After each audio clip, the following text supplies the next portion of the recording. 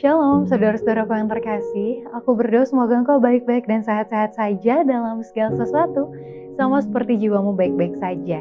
Marilah kita nikmati firman Tuhan melalui buku Hidup yang Menyehatkan. Gereja modern mengulangi sejarah Israel kuno. Pencobaan anak-anak Israel dan sikap mereka tepat sebelum kedatangan Kristus yang pertama kali telah dipaparkan di hadapan saya berulang kali untuk mengilustrasikan keadaan umat Allah sebelum kedatangan Kristus yang kedua kali. Jerat-jerat setan ditaruh bagi kita sama seperti untuk anak-anak Israel tepat sebelum mereka memasuki tanah Kanaan. Kita sedang mengulangi sejarah bangsa itu. Saya telah melihat bahwa pemujaan diri sudah menjadi umum di tengah orang-orang Masehi Advent hari ke-7, dan bahwa kecuali kebanggaan diri manusia direndahkan dan Kristus diangkat, kita sebagai suatu umat tidak akan berada dalam keadaan yang lebih baik untuk menerima Kristus pada kedatangannya yang kedua kali daripada bangsa Yahudi menerima Dia pada kedatangannya yang pertama kali. Sejarah mereka harus menjadi peringatan kudus pada kita.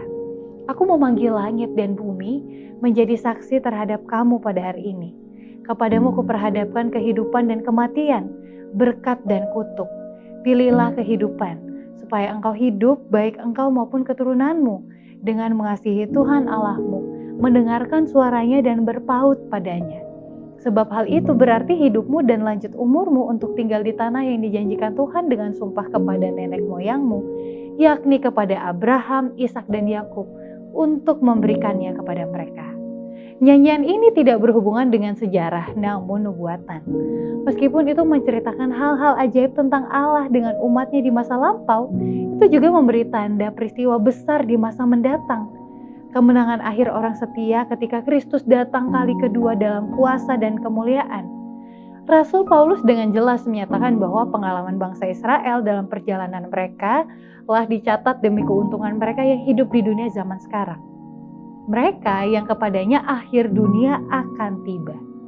Kita tidak menganggap bahwa bahaya kita lebih sedikit daripada orang-orang Ibrani itu, tetapi justru lebih besar lagi. Demikianlah renungan kita pada hari ini.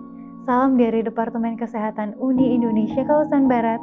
Tuhan Yesus memberkati.